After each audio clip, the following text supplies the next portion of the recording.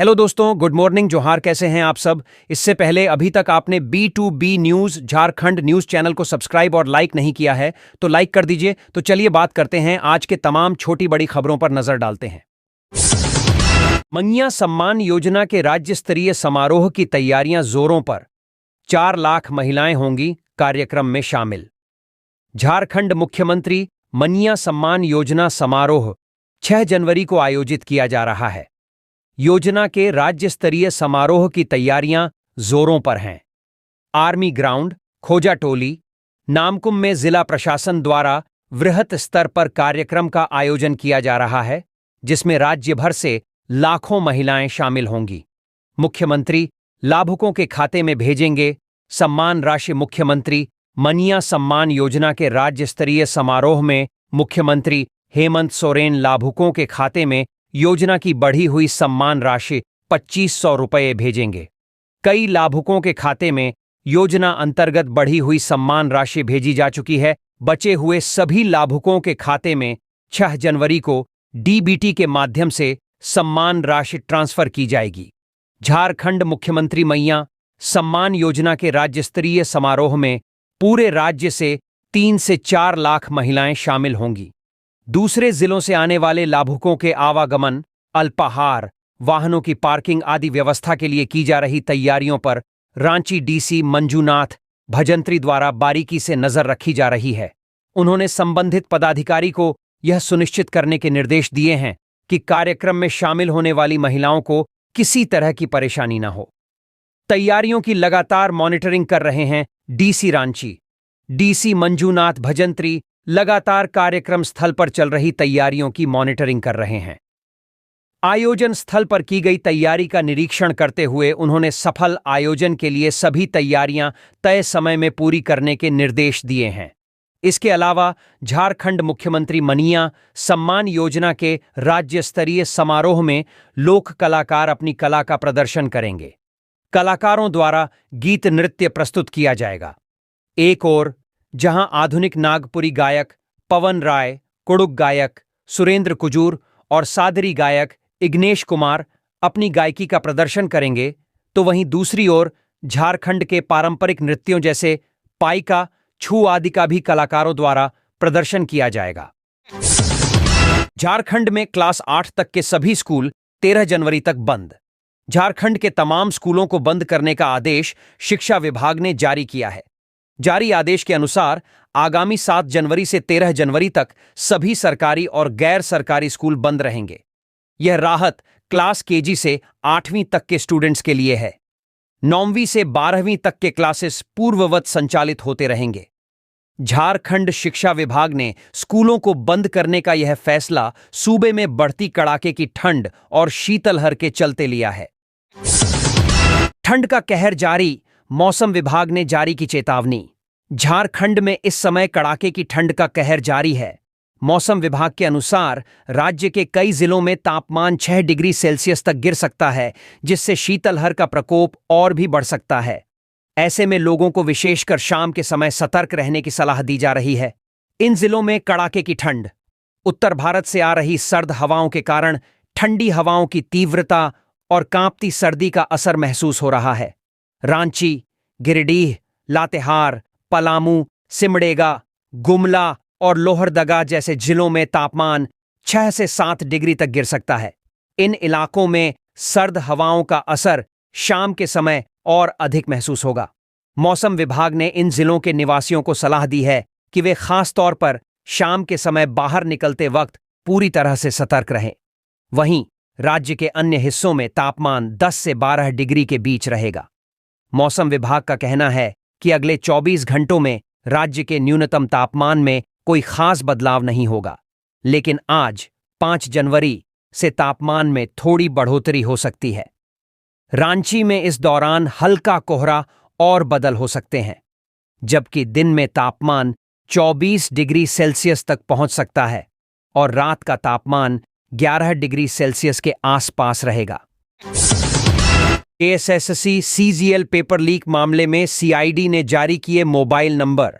JSSC CGL paper leak मामले में Jharkhand CID ने परीक्षार्थियों और आम लोगों से अपील करते हुए साक्ष्य या जानकारी मांगी है। इसके लिए सीआईडी ने मोबाइल नंबर और ईमेल आईडी जारी किए हैं। सीआईडी ने कहा है कि जेएसएससी सीजीएल परीक्षा 2023 में कथित गड़बड़ी और अनियमितता के संबंध में किसी परीक्षार्थी या अन्य किसी के पास कोई साक्ष्य, अभिलेख, ऑडियो वीडियो या कोई अन्य जानकारी है तो मोबाइल नंबर 9934309058 और ईमेल आईडी spcid@jhpolice.gov.in पर उपलब्ध करा सकते हैं। इसके अलावा इस संबंध में किसी भी कार्य दिवस पर कार्यालय में स्वयं उपस्थित होकर अनुसंधानकर्ता से मिलकर जानकारी उपलब्ध करवाई जा सकती है। पहचान पूर्णतः गोपनीय रखी जाएगी। जेएसएससी सीजीएल पेपर लीक मामले में झारखंड हाई कोर्ट में जनहित याचिका दायर की गई है। Chief justice MS Ramchandra Rao व जस्टिस दीपक रोशन की खंडपीठ ने सुनवाई करते हुए तत्काल प्राथमिकी दर्ज करने का निर्देश दिया था। साथ ही सीजीएल परीक्षा 2023 का परिणाम अगले आदेश तक घोषित नहीं करने का भी निर्देश दिया था। प्रतिवादी राज्य सरकार, मुख्य सचिव, गृह विभाग के प्रधान सचिव और सदर थाना प्रभारी को प्रार्थियों द्वारा की गई शिकायत पर तत्काल एफआईआर दर्ज करने, आरोपों की जांच करने और अगली सुनवाई की तारीख तक जांच का स्टेटस रिपोर्ट दाखिल करने का निर्देश दिया है। जेएसएससी सीजीएल परीक्षा में कथित पेपर लीक के आरोपों की जांच के लिए डीजीपी अनुराग गुप्ता के आदेश पर एसआईटी गठित की गई है। एसआईटी का नेतृत्व सीआईडी की डीआईजी संध्या रानी मेहता करेंगी। टीम में रांची पुलिस के अधिकारियों को भी रखा गया है। डीजीपी के द्वारा गठित एसआईटी में अध्यक्ष संध्या रानी मेहता, सदस्य सीआईडी एसपी निधि द्विवेदी, रांची ग्रामीण एसपी सुमित कुमार अग्रवाल, रांची के मुख्यालय एक डीएसपी अमर कुमार पांडेय और सीआईडी में प्रतिनियुक्त डीएसपी मुन्ना प्रसाद गुप्ता को शामिल किया गया है। रांची के इस होटल में रेड चल रहा था धंधा। राजधानी रांची में देह व्यापार यानी धंधा की सूचना पर पुलिस ने स्टेशन रोड में छापेमारी की है। यह छापेमारी राजधानी रांची के पटेल चौक के पास स्थित अकार्ड होटल में की गई है। इस छापेमारी में मौके से 2 लोगों को गिरफ्तार किया गया है, जिनमें एक युवती और एक युवक शामिल है। इन दोनों को ही जेल भेज दिया गया है। दर्ज मामले के अनुसार होटल संचालक की मिलीभगत से होटल में अवैध देह व्यापार का धंधा कई दिनों से चल रहा था, जिसकी गुप्त सूचना पुलिस को मिली। सूचना के आधार पर कार्रवाई करते हुए पुलिस ने होटल संचालक सहित कई लोगों पर मामला दर्ज किया है और आगे की कार्रवाई में जुट गई है। बोकारो में एनआईए की ताबड़तोड़ रेड, क्या बोले एसपी, देखिए। आज बोकारो जिला अंतर्गत छत्रसती और गोमिया में एनआईए की टीम के द्वारा छापा किया गया है। करीब 8 टीम एनआईए का आया गया है। बेसिकली जो नक्सली समर्थन है उनका जो एनआईए का जो मैंडेट है उनके तहत उन लोगों ने उस पर कार्रवाई किया है। और बोकारो जिला से जो बोकारो पुलिस टीम थी उनके सपोर्ट में थे, और ताकि उन लोगों को कोई दिक्कतें ना हो, हम लोग पूरा उसका ध्यान रखे थे। क्या खंगाल रही है, किस तरह का? ये विशेष जानकारी हम लोग को नहीं है, ये एनआईए के द्वारा क्या, क्योंकि एनआईए के द्वारा क्या गया हम लोग का मैटर नक्सल के खिलाफ में। हाँ, बेसिकली नक्सल के खिलाफ में। एनआईए की 8 टीमों ने शनिवार को एक साथ बोकारो में दबिश दी है। घोर नक्सल प्रभावित गोमिया के विभिन्न थाना क्षेत्रों में एनआईए की टीम रेड कर रही है। सूत्रों से मिली जानकारी के अनुसार कई महत्वपूर्ण साक्ष्य छापामारी कर रही टीम के हाथ लगे हैं। बोकारो के पुलिस कप्तान मनोज स्वर्गियार ने एनआईए की टीम के बोकारो आने की पुष्टि की है।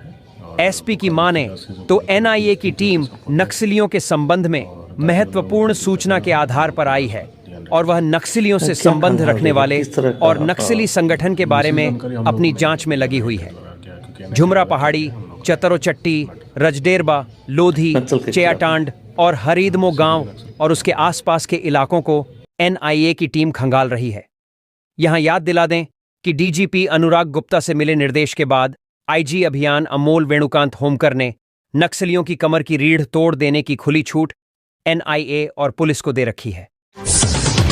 20 साल पहले गायब हुई शादीशुदा बेटी जब यूट्यूब पर दिखी, फिर 200 कर्मी ललकी देवी उस वक्त चौंक गई जब उसने 20 साल पहले गायब हुई अपनी शादीशुदा बेटी शोभा को एक यूट्यूब चैनल पर सही सलामत देखा।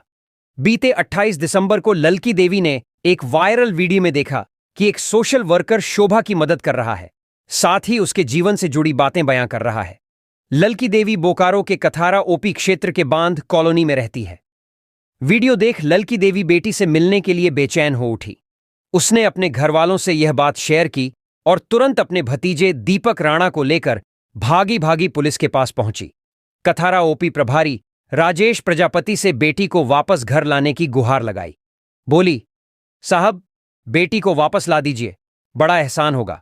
कथारा ओपी प्रभारी को ललकी देवी ने बताया कि करीब 20 साल पहले उनकी बेटी शोभा अपने पति के साथ दिल्ली कमाने के इरादे से चली गई थी। शोभा की मानसिक हालत बहुत बढ़िया नहीं थी। इसके बाद वह अचानक से एक दिन गायब हो गई। अब यूट्यूब के एक वीडियो में बेटी दिखी है। ओपी प्रभारी राजेश प्रजापति ने आईटी सेल एवं टेक्निकल सेल की मदद ली और वीडियो वायरल करने वाले यूट्यूबर का पता लगाया। जानकारी मिली कि शोभा हरिद्वार में है। इसके बाद ललकी देवी के भतीजे दीपक राणा, देवर कुलदीप कुमार और विजय कुमार को लेकर ओपी प्रभारी मथुरा हरिद्वार के लिए रवाना हो गए। बीते 1 जनवरी की सुबह सभी हरिद्वार के मुख्य घाट के पास पहुंचे, जहां एक झोपड़ी में शोभा मिल गई। घर वालों की खुशी तब दोगुनी हो गई जब उन्होंने शोभा के साथ उसके 10 साल के बेटे को देखा। पुलिस और घर वाले शोभा और उसके बेटे को लेकर वापस बोकारो लौट आए। करीब 20 साल पहले गायब हुई बेटी को वापस पाकर घर वालों की आंखों से खुशी के आंसू छलक आए। खुशी से झूमती शोभा की मां ललकी देवी ने कथारा ओपी प्रभारी राजेश प्रजापति का तहे दिल से शुक्रिया अदा किया। लाखों के लूटकांड मामले में 3 गिरफ्तार, शूटर अब भी फरार। रांची ओटीसी ग्राउंड के पास आईटीसी कंपनी के अकाउंटेंट से 13 लाख लूटने व मैनेजर को गोली मारने के आरोपियों का पर्दाफाश किया गया है। पुलिस ने शुक्रवार को 3 आरोपियों को गिरफ्तार कर लिया है, जबकि मुख्य शूटर अभी भी फरार है। जानकारी के अनुसार इस लूटकांड में रांची और रामगढ़ के अपराधी शामिल थे। पुलिस की पूछताछ में कई महत्वपूर्ण जानकारियां मिली हैं। मिले बयान के मुताबिक आरोपियों ने इस अपराध को अपनी पुरानी कंपनी के कर्मियों और अन्य सहयोगियों के साथ मिलकर अंजाम दिया था। इस मामले में अब तक लगभग 6 से भी अधिक लोगों को हिरासत में लिया गया है। पुलिस का कहना है कि इस अपराध में प्रयुक्त हथियार और अन्य सामग्री की भी जांच की जा रही है और शूटर की गिरफ्तारी से इस अपराध नेटवर्क का पर्दाफाश हो सकता है। हालांकि पुलिस ने मुख्य शूटर का पता लगाने के लिए विशेष टीमों को तैनात किया है और वह हर जगह उसकी खोज में जुटी है। नेशनल स्कूल गेम्स 2025 का झारखंड में 5 जनवरी से होगा आगाज। 8वीं राष्ट्रीय स्कूल खेल प्रतियोगिता का आगाज 5 जनवरी 2025 से होने जा रहा है। राजधानी रांची के मोरहाबादी और खेलगांव स्थित स्टेडियम में 2 फरवरी तक होने वाले इस नेशनल स्कूल गेम्स में देश के विभिन्न राज्यों की टीमें भाग लेंगी। राष्ट्रीय स्कूल खेल प्रतियोगिता की तैयारी के बारे में राज्य शिक्षा परियोजना निदेशक शशि रंजन ने जानकारी देते हुए बताया है कि 5 जनवरी की शाम 4 बजे मोरहाबादी स्थित भगवान बिरसा मुंडा फुटबॉल स्टेडियम में शिक्षा मंत्री रामदास सोरेन इस खेल प्रतियोगिता का उद्घाटन करेंगे। इस समारोह में मंत्री के अलावा विभागीय सचिव उमाशंकर सिंह, खेल निदेशक संदीप कुमार समेत शिक्षा एवं खेल विभाग के अन्य पदाधिकारी और खेल संघों के पदाधिकारी भी शामिल होंगे। वहीं इस प्रतियोगिता को लेकर टीमों का रांची आना शुरू हो गया है। देश भर से 35 टीमें जल्द ही रांची पहुंच जाएंगी। उनके ठहरने और चिकित्सा सेवा की व्यवस्था पूरी कर ली गई है। निदेशक शशि रंजन ने बताया कि व्यवस्था संभालने के लिए 17 समितियों को जिम्मेदारी सौंपी गई है। इन समितियों के कार्यों की लगातार मॉनिटरिंग की जाएगी। इन खेलों का होगा आयोजन। 68वीं राष्ट्रीय स्कूली खेल प्रतियोगिता 2024 से 25 के अंतर्गत एथलेटिक्स, टेनिस, साइकिलिंग और हॉकी प्रतियोगिता का आयोजन रांची में होगा। इसके लिए व्यापक तैयारियां की गई हैं। राज्य शिक्षा परियोजना निदेशक शशि रंजन ने रांची में आयोजित होने वाली राष्ट्रीय स्कूल खेल प्रतियोगिता का थीम सॉन्ग खेलेगा इंडिया जीतेगा इंडिया को शुक्रवार को लॉन्च किया। राज्य कार्यक्रम पदाधिकारी के निर्देशानुसार बनी थीम सॉन्ग के बोल एम मोदस्सर ने लिखा है। वहीं इस गीत को संगीतकार रोहन देव पाठक ने अपने सुरों से सजाया है। थीम सॉन्ग के विजुअल में अब तक राज्य में आयोजित हुए राज्य स्तरीय खेलों, झारखंड प्रतियोगिता एवं राष्ट्रीय स्कूली खेल के दृश्य दिखाई देंगे। इन राज्यों की टीमें पहुंची रांची। इधर इस प्रतियोगिता में शामिल होने के लिए टीमों का आना शुरू हो गया है। उसमें Telangana, Lakshadweep, Andhra Pradesh, Gujarat, Himachal Pradesh, Delhi, CISSE, Rajasthan, Vidya Bharati, DAV, Haryana, Uttarakhand, Chhattisgarh, Jammu Kashmir, Tripura, Kerala, Dadra and Nagar Haveli, Daman, Bihar, Punjab, Odisha की टीमें शामिल हैं। रांची पहुंच रहे देश के विभिन्न राज्यों की टीमों का परंपरागत रूप से स्वागत किया गया।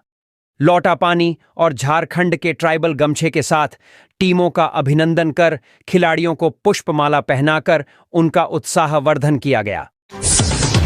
JSSC CGL पेपर लीक मामले में CID ने दर्ज की एक और FIR।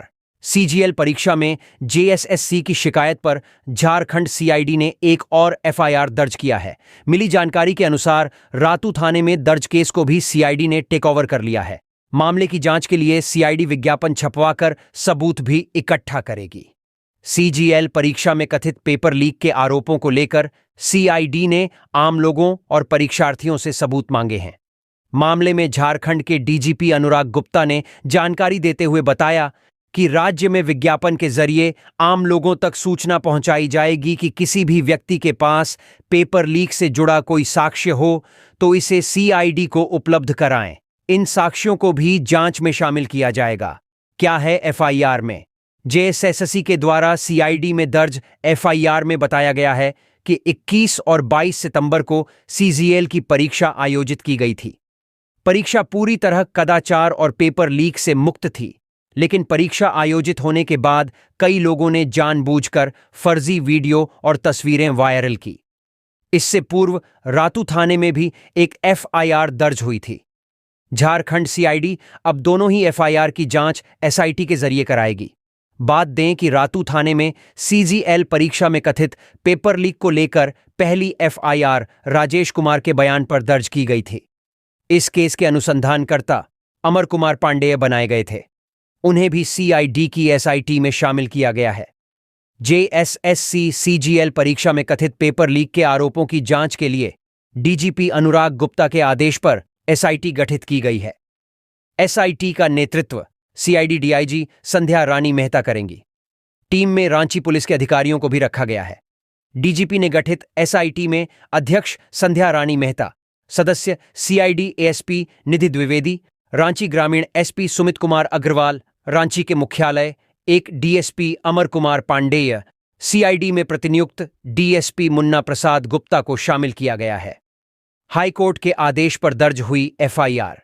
JSSC CGL परीक्षा में प्रकाश सिंह के द्वारा दायर याचिका की सुनवाई के दौरान झारखंड हाईकोर्ट के मुख्य न्यायाधीश जस्टिस MS रामचंद्र राव और जस्टिस दीपक रोशन ने आदेश दिया था कि परीक्षा में पेपर लीक के मामले में याचिकाकर्ता के द्वारा कराए गए ऑनलाइन शिकायत के आधार पर FIR दर्ज की जाए।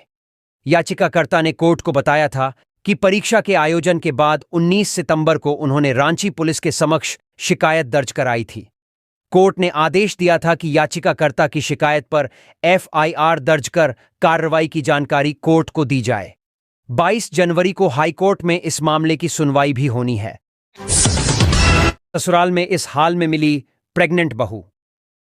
पलामू में शुक्रवार को एक नवविवाहिता का शव उसके ससुराल में फंदे से लटका मिला। मृतका की पहचान प्रिया दुबे 21 वर्ष के रूप में हुई है।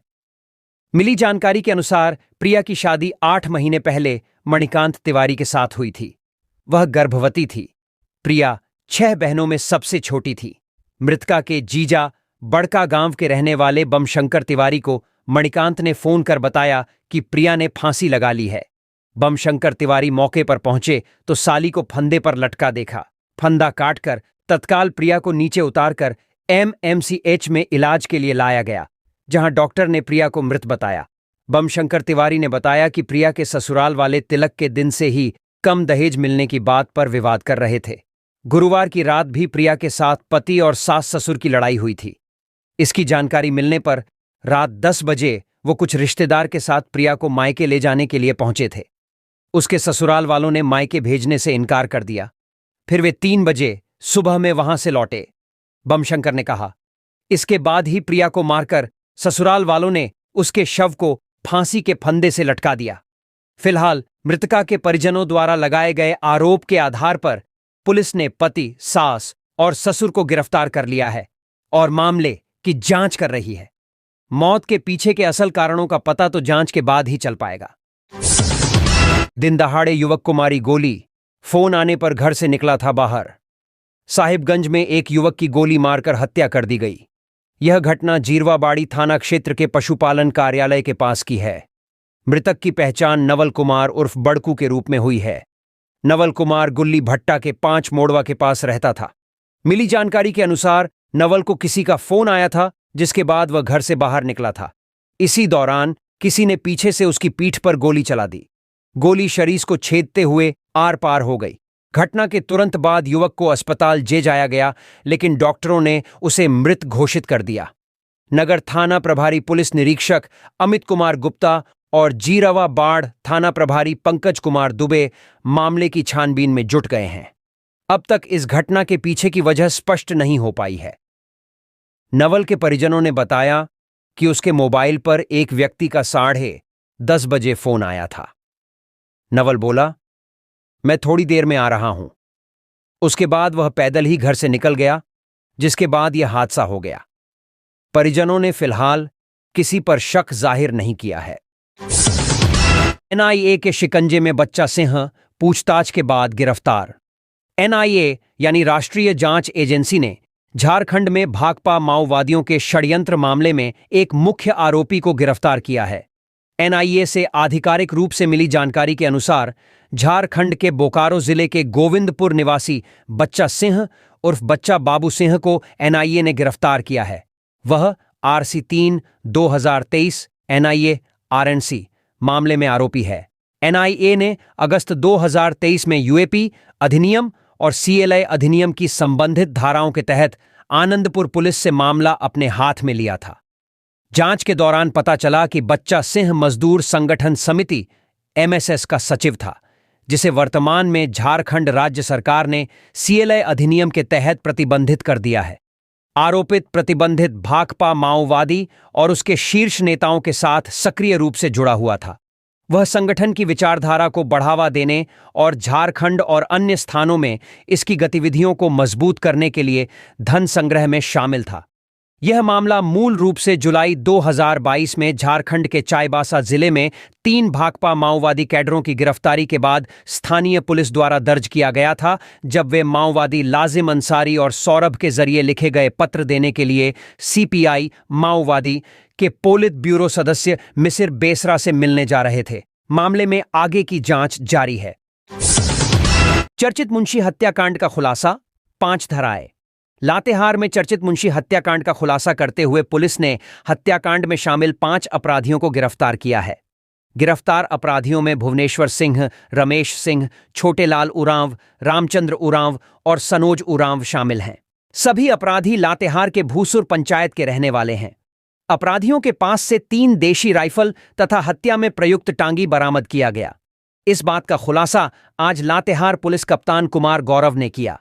SP कुमार गौरव ने बताया कि बीते 26 दिसंबर को अपराधियों ने औरंगा नदी पर पुल निर्माण कार्य में मुंशी और नाइट गार्ड के रूप में कार्य कर रहे ग्रामीण बाल गोविंद साहू की हत्या धारदार हथियार से मारकर कर दी थी। हत्या के बाद अपराधियों ने एक उग्रवादी संगठन के नाम पर पर्चा भी फेंका था। हालांकि पुलिस की छानबीन में पता चला कि घटना को इन अपराधियों ने अंजाम दिया था। इसमें उग्रवादियों का कोई हाथ नहीं। सूचना के बाद पुलिस ने छापेमारी करते हुए घटना में शामिल 5 अपराधियों को गिरफ्तार कर लिया। वहीं उनके पास से 3 देशी राइफल और टांगी भी बरामद किया गया। पूछताछ के बाद गिरफ्तार अपराधियों ने बताया कि क्षेत्र में दहशत फैलाने के लिए इस प्रकार की घटना को अंजाम दिया था। छापेमारी दल में DSP अरविंद कुमार के अलावे पुलिस इंस्पेक्टर दुला चौड़े, सब इंस्पेक्टर विक्रांत कुमार उपाध्याय, भागीरथ पासवान, मनोज कुमार रमाकांत गुप्ता, राहुल सिन्हा, सुरेंद्र कुमार महतो समेत अन्य पुलिस अधिकारियों की भूमिका महत्वपूर्ण रही। धनबाद के रामकनाली ओपी क्षेत्र के केशलपुर कुम्हार बस्ती व KWMC कोलियरी के मां अंबे आउटसोर्सिंग परियोजना के समीप शुक्रवार की अहले सुबह लगभग 4 बजे जोरदार आवाज के साथ जमीन पर कई जगह दरार पड़ गई, जिससे यहां आसपास में रह रहे लोगों में दहशत व्याप्त हो गया। गांव के ग्रामीण एकजुट होकर समीप स्थित मैदान में लाठी डंडे के साथ हाथ में झंडा लिए सुबह लगभग 10:30 बजे विरोध प्रदर्शन किया। KWMC परियोजना के विस्तारीकरण व अवैध उत्खनन पर रोक लगाने की मांग को लेकर नारेबाजी की।